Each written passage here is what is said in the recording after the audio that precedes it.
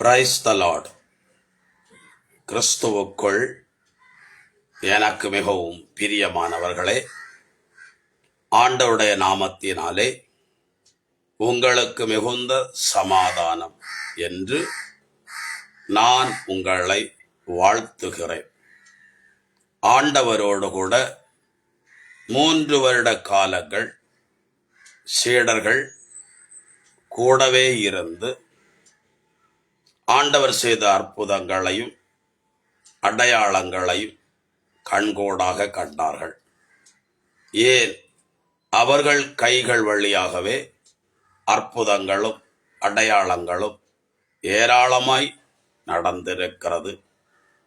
இயேசுவிடத்தில் வந்து ஒரு முறை, ஆண்டவரே, உம்முடைய பெயராலே பேய்கள் ஓடுகிறதை நாங்கள் காண்கிறோம் என்று சொன்னபோது ஆண்டவர் சொன்னார், வானத்திலிருந்து மின்னலை போல சாத்தான் விழ காண்பீர்கள். பாம்பையும் தேளையும் மிதிக்கவும் பகைவனின் சகல வலிமையை வெல்லவும் நான் உங்களுக்கு அதிகாரம் கொடுத்திருக்கிறேன் என்று ஆண்டவர் அவர்களுக்கு சொல்லி இருக்கிறார்.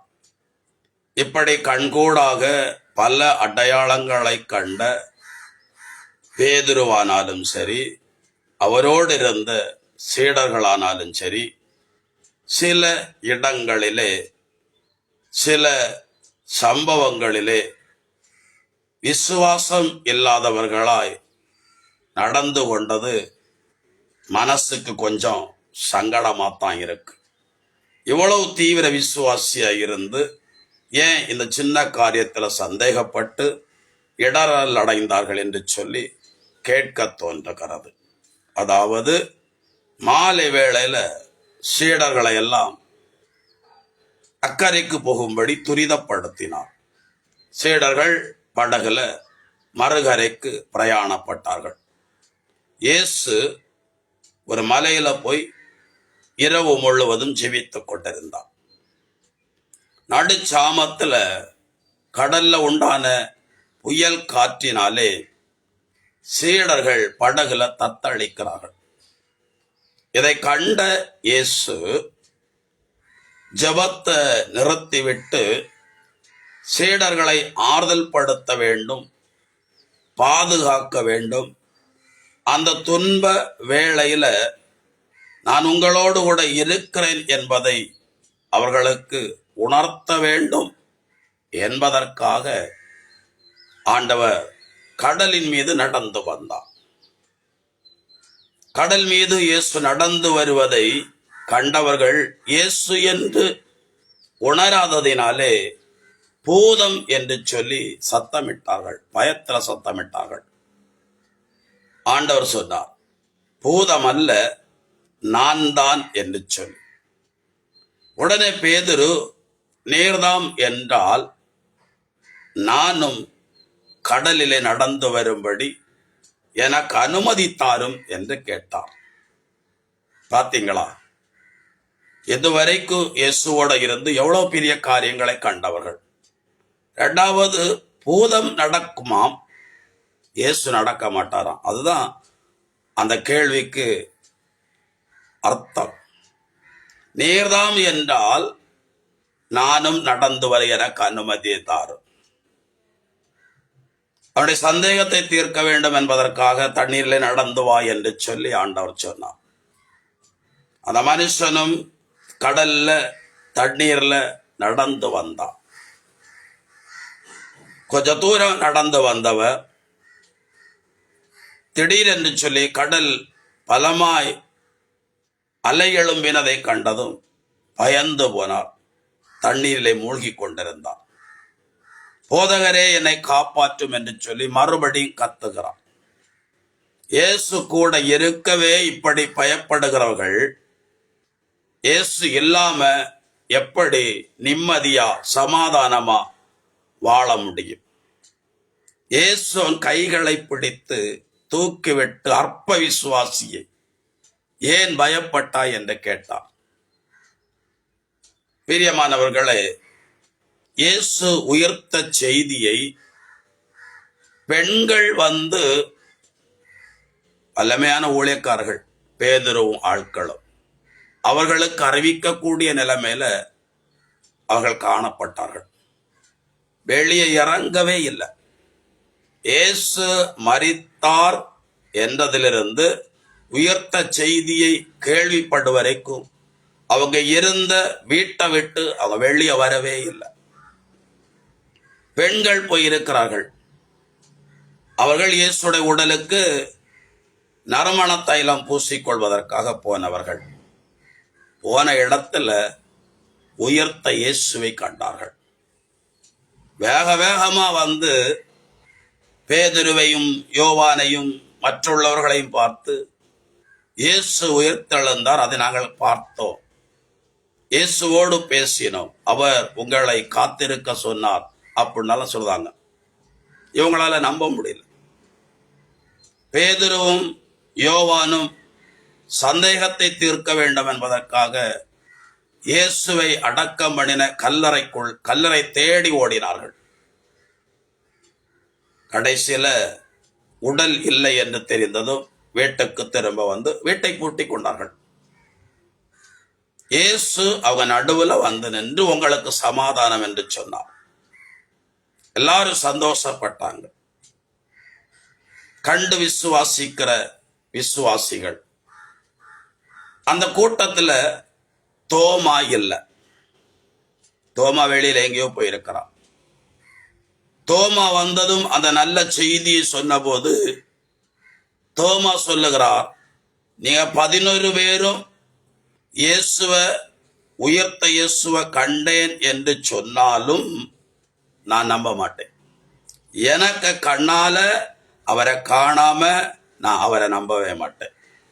ரெண்டாவது, அவருடைய விழாவில் என் கையை போட்டு அவருடைய கையில உண்டான காயத்துல என் விரலை போட்டு பார்த்தால் ஒழிய நான் அவரை அவர் உயர்த்த செய்தியை நான் நம்பவே மாட்டேன் என்று சொன்னார். 8 நாளைக்கு பிறகு திரும்பவும் வருகிறார் ஆண்டவர். வந்து அவர்களுக்கு திரும்ப உங்களுக்கு சமாதானம் என்று வாழ்த்தி, தோமாவை பார்த்து உன் கையை என் விழாவிலே போடு, உன் விரலை என்னுடைய கைகளிலே உண்டான காயத்துல போட்டுப்பா, சந்தேக பேர் வழியாகிறாத. கர்த்தரை விசுவாசிக்கிற ஒரு நபர் எந்த காரியத்தை குறித்தும் சந்தேகப்படவே கூடாது. சந்தேகப்படுகிறவன் காற்றில் அசைகிற நாணலை போல் இருப்பான் என்று வேதத்தில் எழுதப்பட்டிருக்கிறது. இரு மனம் உள்ளவர்களாய் இராதிருங்கள்.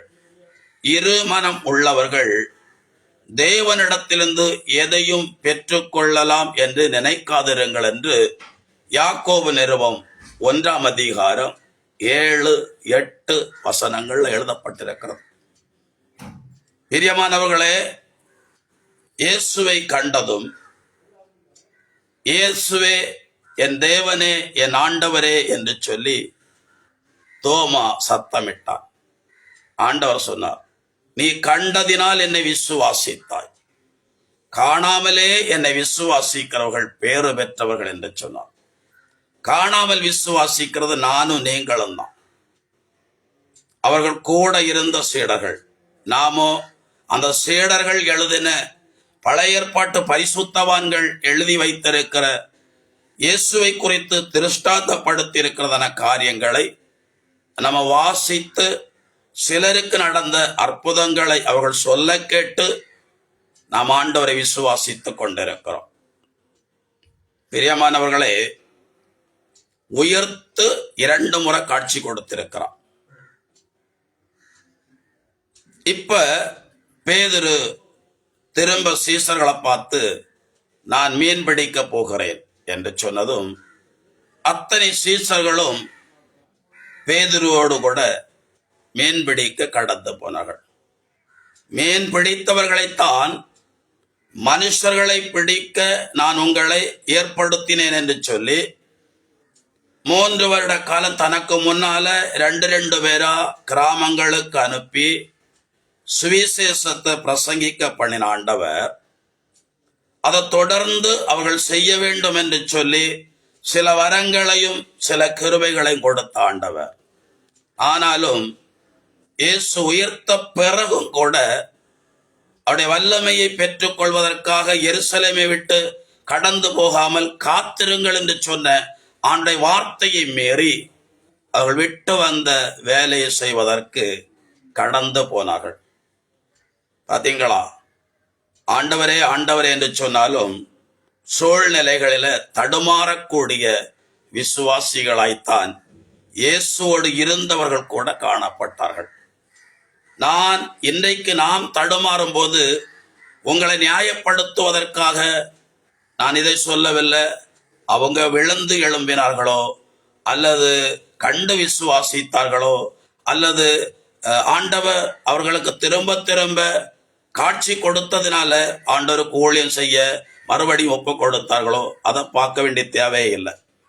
நம்மோடு இருக்கிற ஆண்டவர் நாம் இடராதபடிக்கு, நாம் இடரல் அடையாதபடிக்கு முழு விசுவாசத்தோடு இயேசுவை எல்லா சூழ்நிலையிலும் விசுவாசிக்கவும், அவரை பின்பற்றவும், அவருடைய வழிகளிலே நடக்கவும், அவருக்கு ஊழியம் செய்யவும் முழு மனதோடு காணப்படுங்கள்.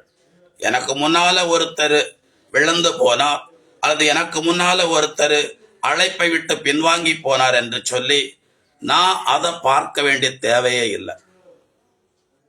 எனக்குள் இருக்கிறவர் சர்வ வல்லமை உள்ளவர், அவருக்குள்ள இருந்தவர் சர்வ வல்லமை உள்ளவர் தான்.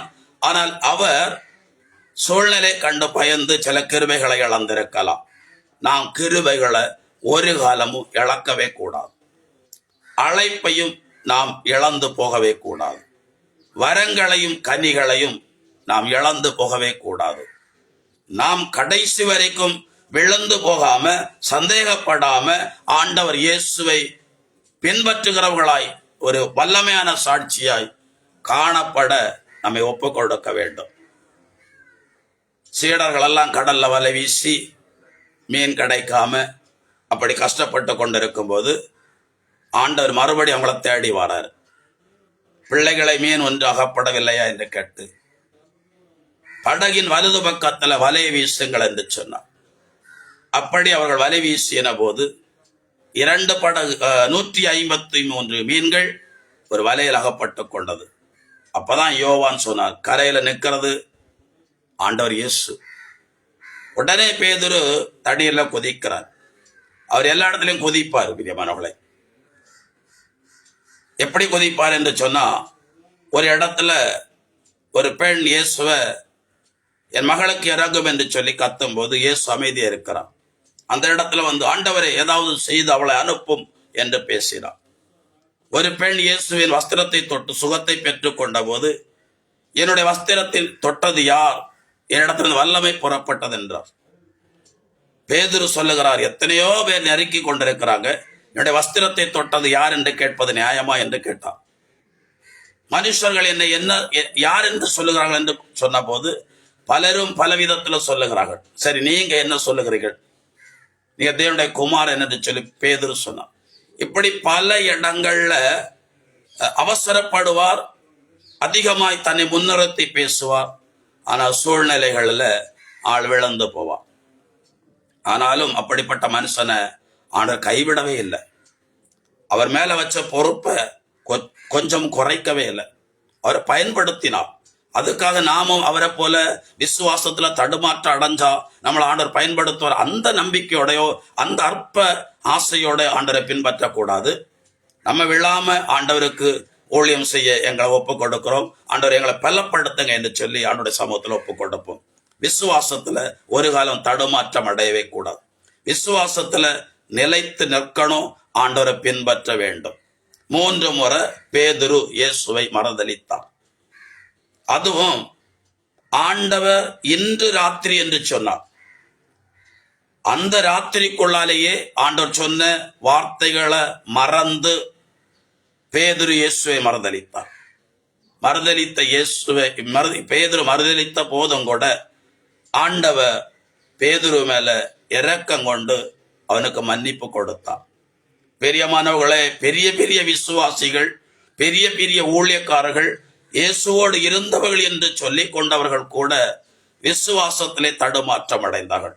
இவங்களை எல்லாம் வச்சுட்டு தான் ஆண்டவர் சொன்னார், லூக்கா 18ஆம் அதிகாரம் 8ஆம் வசனத்துல, மனுஷகுமாரன் வெளிப்படும் போது விசுவாசத்தை காண்பாரோ என்று சொல்லி. இன்றைக்கு விசுவாசம் மனுஷர்களிடையே குறைந்து கொண்டிருக்கிறது.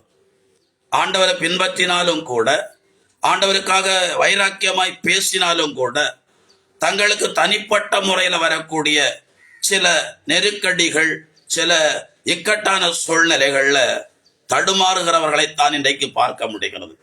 இந்த வார்த்தையை கேட்கக்கூடிய நீங்கள் ஆண்டவருக்காக பலன் கொடுக்க வேண்டும் என்பதற்காக, நீங்கள் ஒரு காலமும் தடுமாற்றம் அடையக்கூடாது என்பதற்காக இந்த வார்த்தைகளை நான் உங்களுக்கு ஆண்டவருடைய பெயராலே கொண்டு வருகிறேன். ஒப்பு கொடுக்கலாமா? எங்களை அதிகமாய் நேசிக்கிற எங்கள் அன்பின் பரலோக பிதாவே, இந்த இறை வார்த்தைகளை கேட்டுக்கொண்டிருக்கிற ஒவ்வொருவரையும் ஆண்டவராகிய தேவன், கற்பாறை மீது கட்டப்பட்ட வீடு புயல் அடித்த போதும், பெருவெள்ளம் பெருக்கெடுத்து ஓடின போதும் அது அசையாமல் நின்றது போல, இவர்கள் உமக்காக ஆண்டவரே நிலைத்து நிற்கவும், விசுவாசத்துல உறுதிப்படவும் ஒப்பு கொடுத்து ஜெபிக்கிறேன். அன்றாடம் தேவைகளை சந்திங்க, சுமைகளை லெகுவாக்குங்க. ஆண்டோடைய கரம் கூடவே இருந்து இவர்களை தாங்கட்டும். நீர் அப்படி செய்கிற தயவுக்காக நான் முழு இருதயத்தோடு உங்களை ஸ்தோத்தரிக்கிறேன். இயேசு கிறிஸ்துவின் பெயராலே ஒப்பு கொடுத்து ஜெபிக்கிறேன். ஜெபங்கேளும் ஜீவனுள்ள நல்ல பிதாவே, ஆமேன். God bless you. உங்களுக்கு சமாதானம்.